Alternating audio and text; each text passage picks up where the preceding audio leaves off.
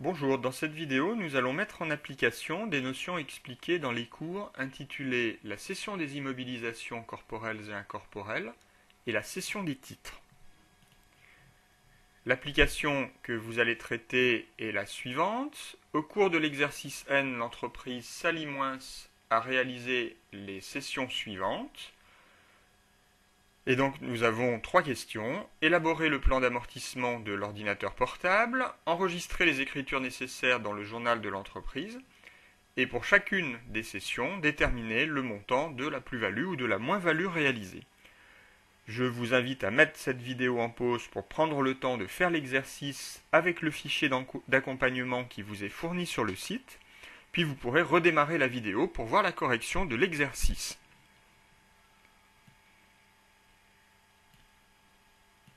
Alors, commençons donc cette correction. Nous allons, dans un premier temps, élaborer le tableau d'amortissement de l'ordinateur portable. Cet ordinateur portable est évoqué dans l'opération du 10 juin. Nous cédons un ordinateur portable 1000 € hors taxe. Cet ordinateur, acquis et mis en service le 15 mars N-1, était amorti en linéaire sur 3 ans. Prix d'achat 2250 € hors taxe, et une valeur résiduelle estimée à l'issue des 3 ans à 500 €. Par conséquent, la première année d'amortissement est l'année N-1, qui est l'année de mise en service, et la base d'amortissement, 1750 €, c'est-à-dire le prix d'achat moins la valeur résiduelle. La première annuité se calcule en multipliant la base par le taux d'amortissement, 1/3, puisque nous amortissons en linéaire sur 3 ans, et en complétant par un calcul pro rata temporis, 9,5 sur 12, puisque notre ordinateur est mis en service le 15 mars N-1. Je vous laisse donc vérifier le contenu du tableau d'amortissement.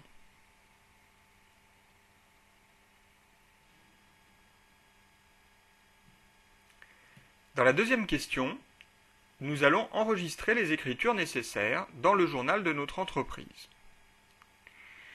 Alors, pour la première opération, le 20 avril, nous cédons un véhicule de tourisme pour 15 000 €. Ce véhicule, acheté le 20 juin N-3 pour 29 900 € TTC, la TVA n'était pas déductible, a été amorti pour 12 500 €.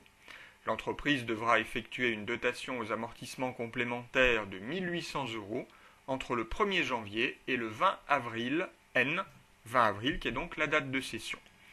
Alors commençons par enregistrer cette dotation complémentaire en débitant le compte 6811 et en créditant le compte 28182. Dans une deuxième écriture, nous allons enregistrer la valeur nette comptable du véhicule. Pour cela, nous allons solder le compte 2182 qui avait été débité du montant TTC au moment de l'achat puisque la TVA n'était pas déductible. Donc nous allons le créditer du même montant. Le compte 28 182 sera soldé lorsqu'on le débitera de 14 300 €. À quoi correspondent ces 14 300 €? Eh bien, ce sont les 12 500 € d'amortissement des années N-3 à N-1, auxquels nous devons ajouter les 1 800 € d'amortissement complémentaire pour l'année N. Enfin, nous équilibrons notre écriture avec le compte 675 qui enregistre la valeur comptable du véhicule cédé. Dans une troisième écriture, nous allons enregistrer le prix de cession du véhicule proprement dit, pas de TVA sur la cession puisqu'elle n'était pas déductible au moment de l'achat, et nous allons donc créditer le compte 775 produit des cessions d'éléments d'actifs pour 15 000 € et débiter le compte 462 créance sur cession d'immobilisation pour constater la créance sur l'acheteur. Le 10 juin, nous revenons donc à la cession de notre ordinateur portable et nous allons enregistrer tout d'abord le complément d'amortissement. Nous avons calculé que pour l'année N, l'amortissement sur une année complète s'élèverait à 583 €. Ici, nous utiliserons notre ordinateur du 1er janvier au 10 juin, c'est-à-dire pendant 160 jours uniquement. Nous faisons donc un calcul pro rata temporis pour trouver le montant de l'amortissement complémentaire. Cet amortissement s'enregistre au débit du compte 6811 et au crédit du compte 28183. Nous enregistrons ensuite la valeur nette comptable de cet ordinateur. Le principe est le même que pour le véhicule que nous avons enregistré précédemment. Nous allons au débit solder le compte 28 183 pour 721 €. Au crédit, solder le compte 2183 pour 2250 €. Cette fois-ci, la TVA était déductible. Donc nous mettons le montant hors taxe au crédit de ce compte. Et la valeur nette comptable se retrouve au débit du compte 675. Ensuite, nous enregistrons le prix de cession de notre ordinateur en débitant le compte 462 créances sur cession d'immobilisation et en créditant les comptes 775 et 44 571. Cette fois-ci, nous avons de la TVA sur la vente puisque la TVA était déductible au moment de l'achat.